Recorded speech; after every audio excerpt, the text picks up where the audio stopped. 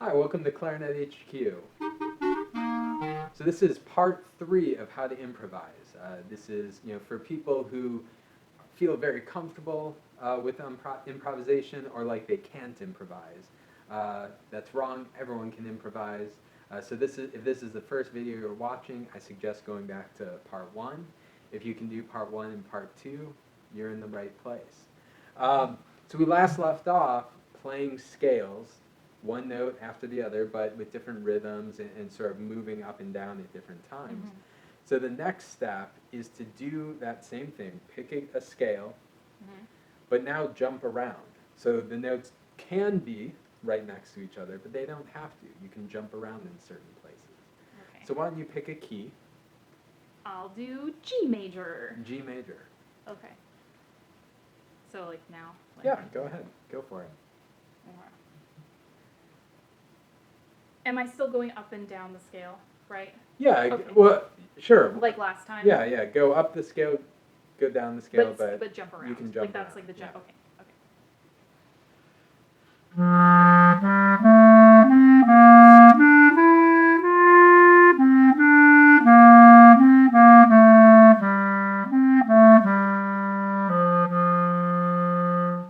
Yeah, and that's really nice. Yeah, actually, I liked that better than the last one. What I played, I guess. Yeah. Well, it's because there's more variation, right? Right. If all you're doing is going up and down the scale, it's like having a painting using only shades of red. Right. And all of a sudden you're incorporating thirds, Right. into. Yeah, so as you jump around, it's like you're adding more colors to the painting. So now we're going to take it a step further with style and making it interesting.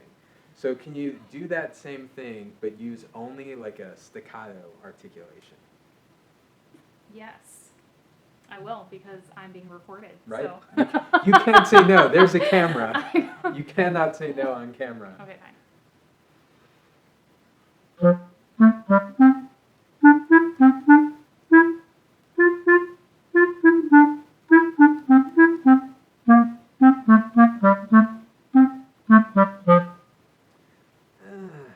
I'm just kidding. I There's was going to say, yeah. shut up, that's fine. There's literally no wrong note you could play. Nothing bad can happen when you're doing So this. it's okay if I throw in like an F natural?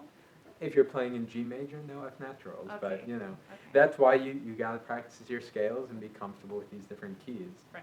So now do the same thing, but use a legato articulation. Okay.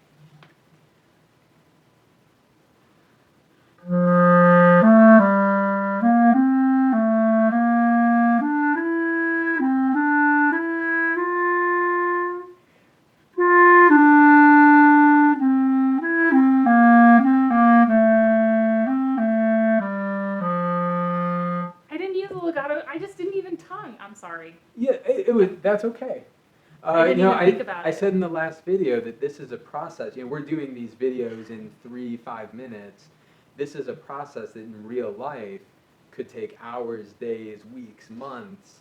So we're trying to cram it into a short video, but this is more likely what's going to happen. More likely, you need time to get comfortable. Yeah, it's embarrassing. And it's okay if the first time you do it, it's not perfect. It's probably not going to be. So let's try one time now where you mix. You do a mix of staccato and legato articulations. Okay.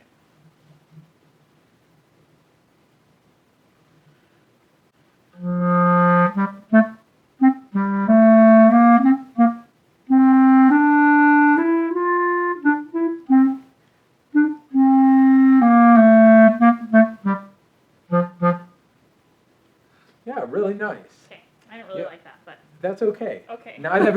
When you improvise, not everything you play is going to be the most wonderful thing because you're not able to practice it for hours and hours and get it exactly right.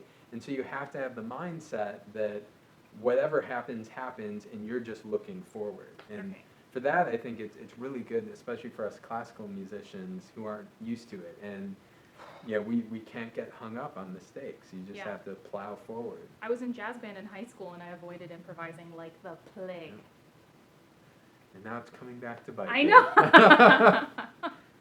So the last thing I want to do, and again, you know, this is a process, so don't move to the next step until you feel comfortable. Right. But I always like doing things with friends. Okay. Whether friends. we are friends. I think that happens when you get married.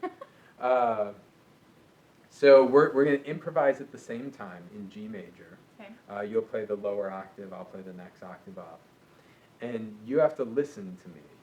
And whatever articulations I'm playing, you play. So if I'm playing staccato, you play staccato. If I play legato, you play legato. Okay. And there's going to be a delay, but that's okay. 1, 2, 3.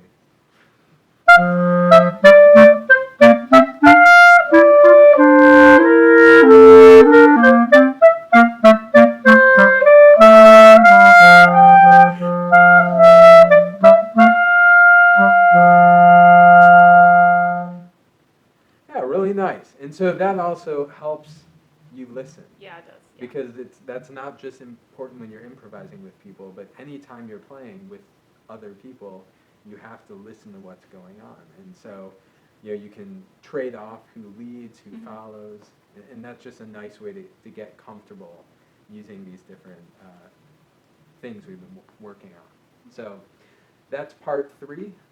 Once you can do this, tune into part 4 and have fun improvising.